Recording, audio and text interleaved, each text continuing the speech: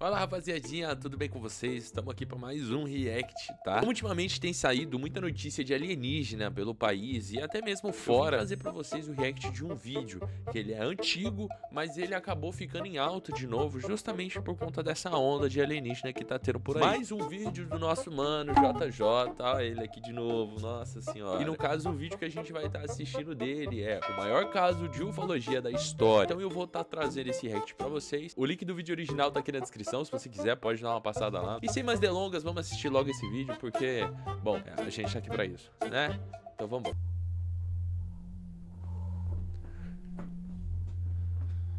Este é o espaço. Um conceito muito difícil de ser entendido. Alguns dizem que ele é infinito. Outros falam que ele é finito. Pô, só cortando aqui rapidinho, essa imagem que ele tá mostrando aí, se eu não me engano, é uma nebulosa. Cara, isso é bonito demais, né, velho? Olha só que negócio bonito. Misericórdia. Porém tão grande aos nossos olhos que parece infinito. Mas a pergunta é: será que nesse mar de escuridão que nos cerca, existe outra forma de vida que não seja a nossa? Ou quem sabe, seres que estão anos-luz à nossa frente e que até mesmo de alguma forma já notaram a nossa existência. Durante anos, os aliens viraram objetos de especulações das mais diversas teorias da conspiração. O Pentágono já reconheceu milhares de objetos voadores não identificados, e nos Estados Unidos, esses seres de outro planeta já fazem parte até mesmo da obsessão e da cultura americana. Mano, nos Estados Unidos é que nem filme. É que nem filme. Normalmente quando tem invasão alienígena, essas coisas, é tudo Estados Unidos. Tudo Estados Unidos. Só lá, né? Nunca aqui. Tá bom, não, não que eu queira também, né? Mas, pelo amor de Deus. Porém, e se eu te dissesse que há um caso de aliens que está à frente de qualquer outro já visto? E se eu te disser que algumas pessoas chamam esse caso de o maior evento ufológico da história da humanidade, você acreditaria? Bom, esse caso, por incrível que pareça, aconteceu no Brasil, então se preparem, meus Foi só falar. Rapaziada, eu não assisti esse vídeo, hein? Eu tô vendo aqui agora, de primeira mão. amigos. Pois hoje estamos prestes a cobrir um dos eventos mais misteriosos do mundo, que ocorreu aqui no norte do país. Por isso, fiquem confortáveis e sejam bem-vindos a mais um vídeo. Operação Prato, o mistério dos aliens no Pará. Ó. O ano era 1977. E nas pequenas comunidades ao redor de Colares, uma ilha tranquila no delta do rio Amazonas, algo estranho estava acontecendo. As noites, antes calmas e silenciosas, começaram a ser palco para fenômenos inexplicáveis. Os primeiros relatos vieram de pequenos vilarejos e comunidades isoladas. Pessoas falavam de luzes que se moviam de maneira inteligente, parecendo procurar algo. As luzes, muitas vezes descritas como esferas luminosas ou cilindros brilhantes, aproximavam-se silenciosamente, mas os efeitos que causavam eram perturbadores. Caramba.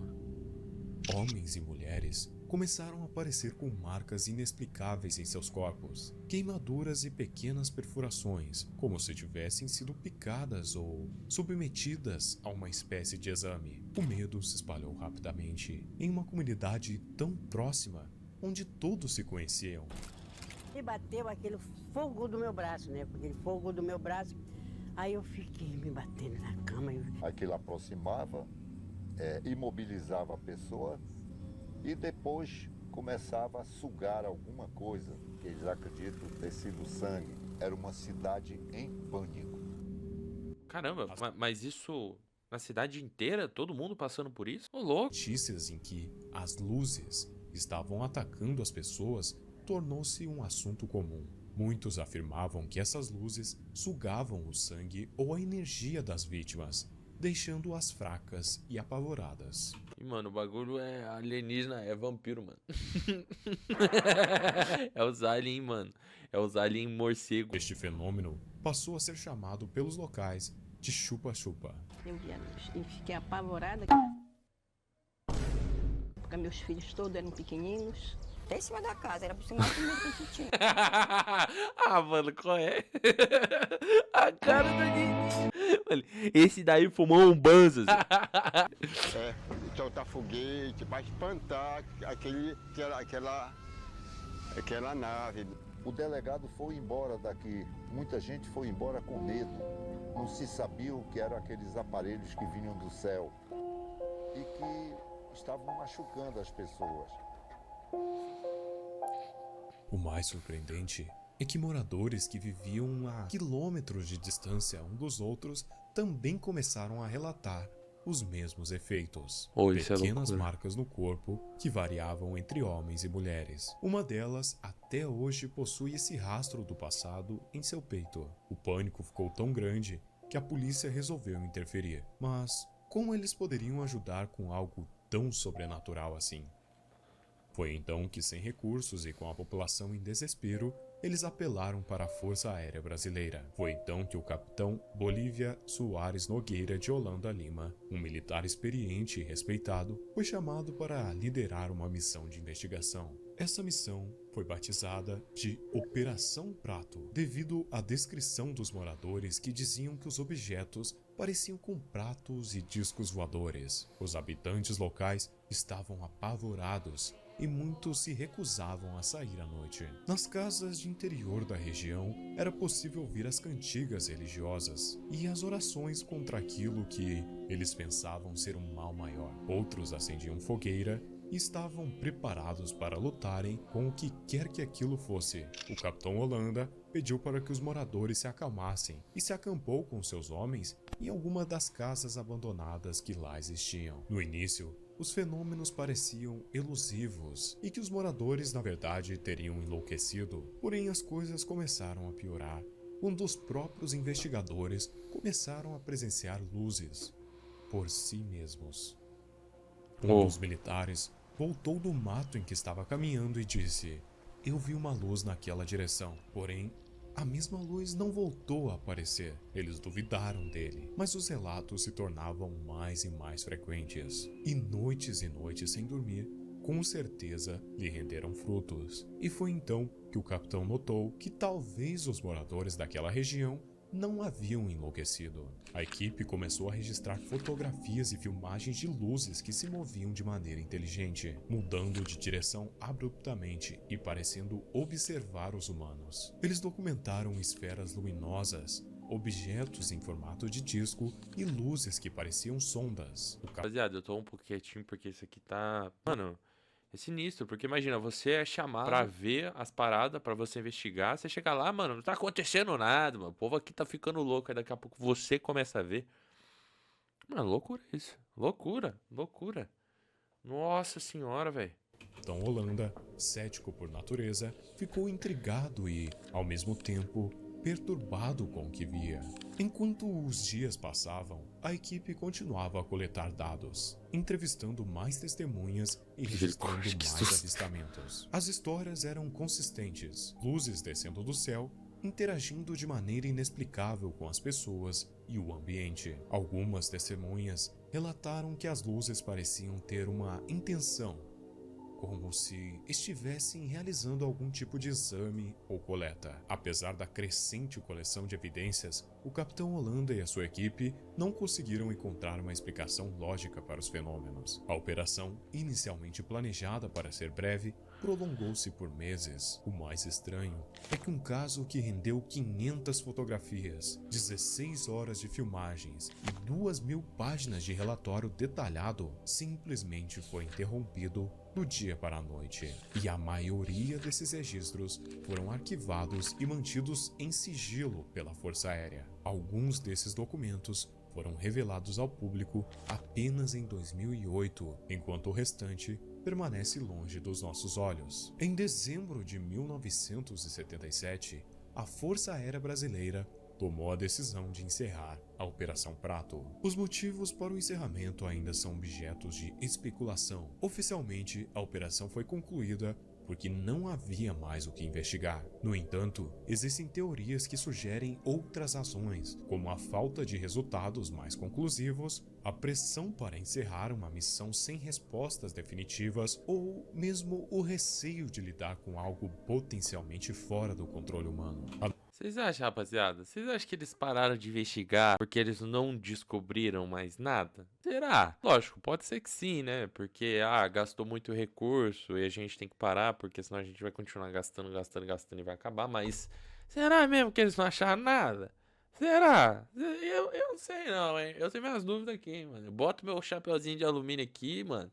E, sei lá, hein? A notícia do encerramento da Operação Prato rapidamente se espalhou. A mídia, que já estava acompanhando os eventos com crescente interesse, reagiu de diversas maneiras. Os jornais locais e nacionais publicaram artigos sobre o término da investigação com manchetes que variavam de relatórios objetivos a abordagens sensacionalistas. Alguns veículos de imprensa optaram por explorar o mistério e o medo em torno dos eventos. Manchetes chamativas e histórias exageradas começaram a surgir, sugerindo teorias da conspiração e encontros com extraterrestres. Relatos de luzes atacando moradores foram dramatizados, e as imagens capturadas pela equipe da Força Aérea foram amplamente divulgadas, muitas vezes fora de contexto. A cobertura sensacionalista teve efeitos mistos. Por um lado, aumentou a curiosidade e a fascinação do público sobre os fenômenos inexplicáveis. Por outro, alimentou o medo e a paranoia entre os habitantes da região e o público em geral. Teorias de invasões alienígenas e experimentos secretos proliferaram, muitas vezes ofuscando os relatos mais sérios e as evidências coletadas pela equipe de Holanda. Mas será que um caso tão interessante como esse acabaria assim do dia para a noite e seria esquecido? Ouvimos muito falar em casos de aliens fora do país, mas um dos casos mais surpreendentes ocorreu aqui e ele é encerrado? Bom, para a maioria sim, mas para alguns não. Em 1997, o capitão Holanda, já aposentado, decidiu romper o silêncio e conceder uma entrevista ao ufólogo Ademar Gavert. Ele revelou detalhes sobre a operação e as observações feitas, confirmando que ele e a sua equipe haviam presenciado fenômenos inexplicáveis. Holanda descreveu como ele e a sua equipe testemunharam luzes e objetos voadores não identificados. Ele mencionou que as luzes exibiam comportamentos inteligentes, movendo-se de maneira coordenada e, por vezes, parecendo reagir à presença dos observadores, exatamente como os moradores relatavam. O capitão relatou que teve experiências pessoais muito próximas com esses fenômenos. Em uma das ocasiões, ele afirmou ter visto um objeto em forma de disco pairando a poucos metros de distância. Era uma luz azul muito forte. Ela veio acompanhando a lateral, a margem do rio oposta onde nós estávamos. Ela veio acompanhando e a gente vendo, olha ali. Olha lá, veio. Quando chegou na direção da ilha, ela entrou na direção de Belém. Mas estava muito baixo. Na altura das árvores, passando a copa das árvores. Mas uma luz muito grande, um troço enorme. Holanda confirmou que os...